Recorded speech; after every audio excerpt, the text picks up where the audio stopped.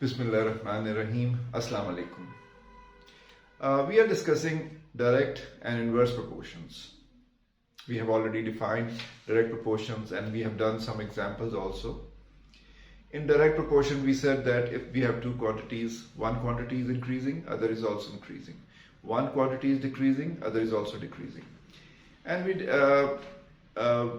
while solving the problems of the direct proportions, we did it by using the ratios, and we did it also using connecting equation.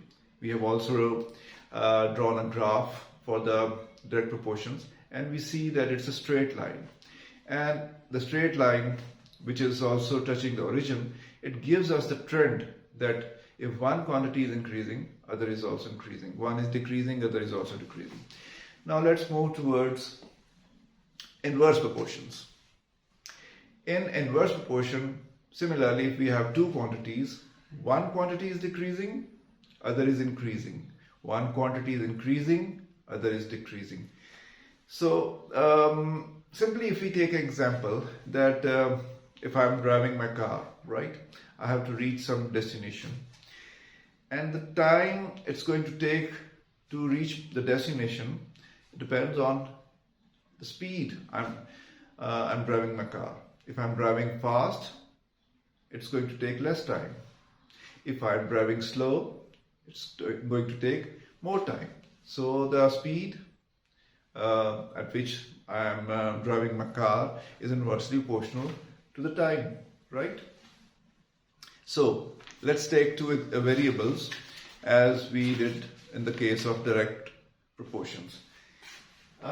In case of direct proportions,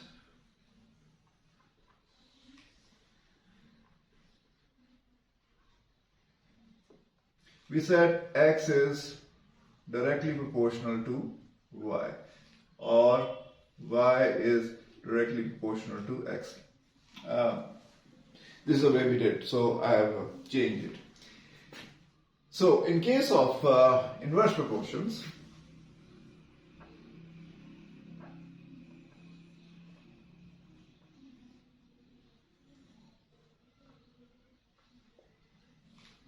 y is inversely proportional to 1 over x.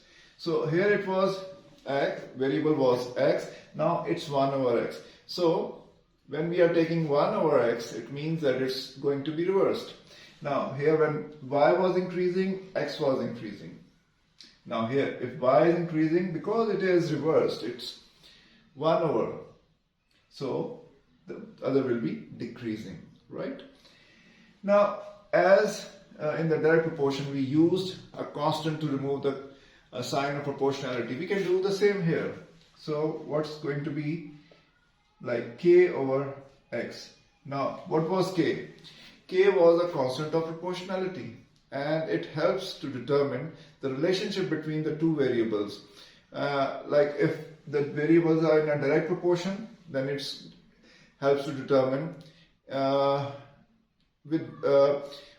what is exactly the relationship, what exactly is the quantity by which if one quantity is increasing, at what rate other is increasing. So it's help us to determine that rate, because it might not be that both quantities are increasing at the same rate.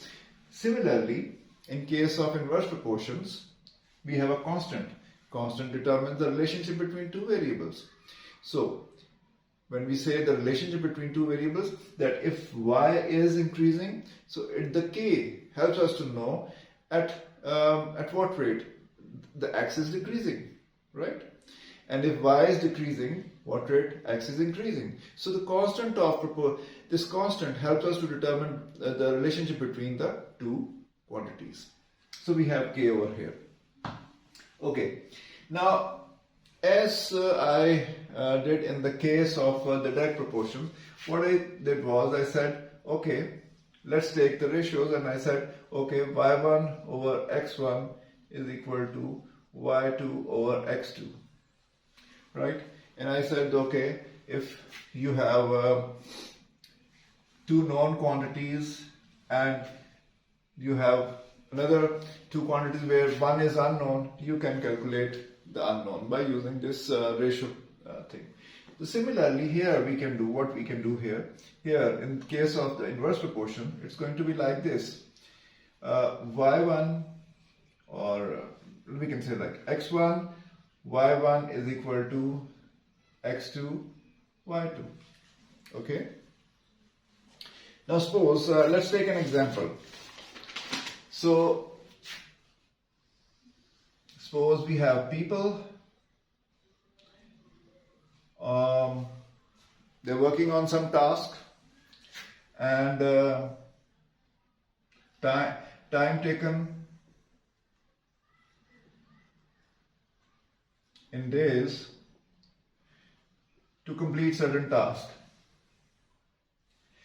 So we have a task here, and suppose we have 4 people working on this task, and suppose they take 3 days to complete a task. What will happen if I say I have now 6 people?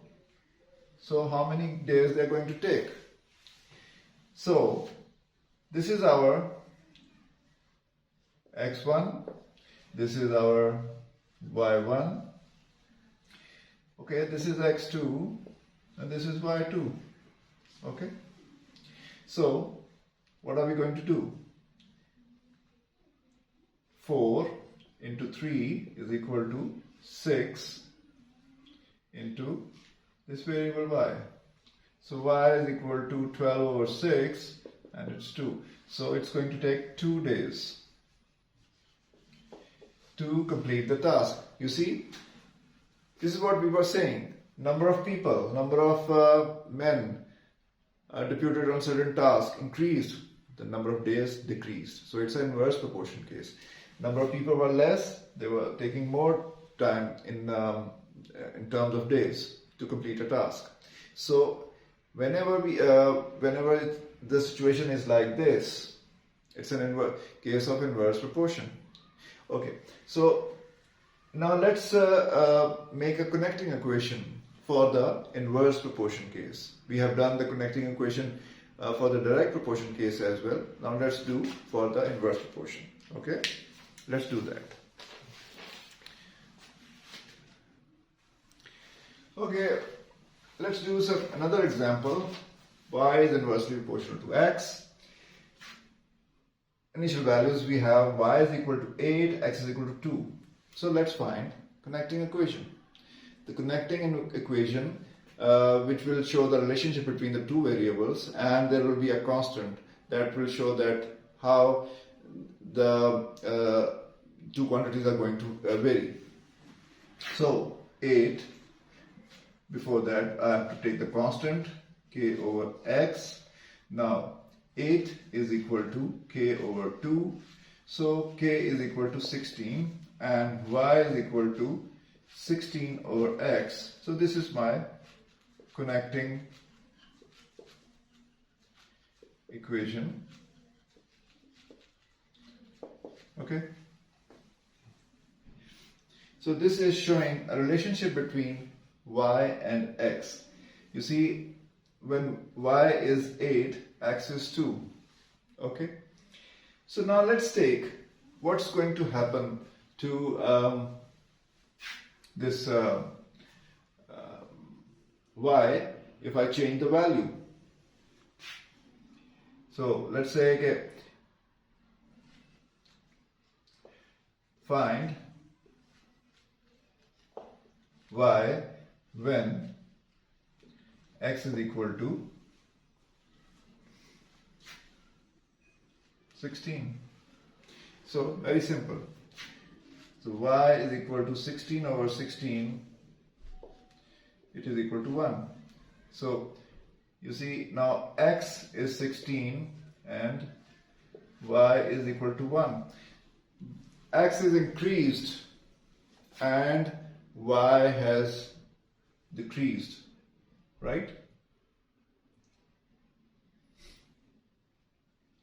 Now let's take another calculation.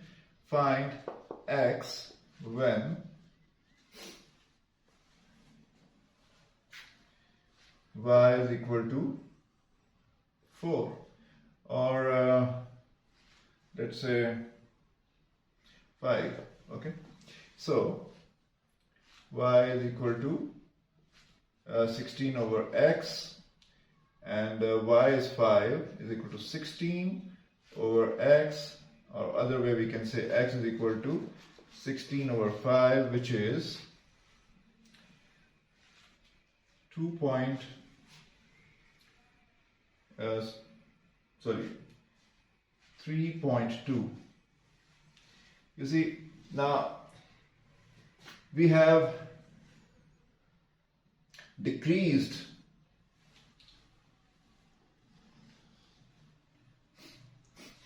y was 8, x was 2.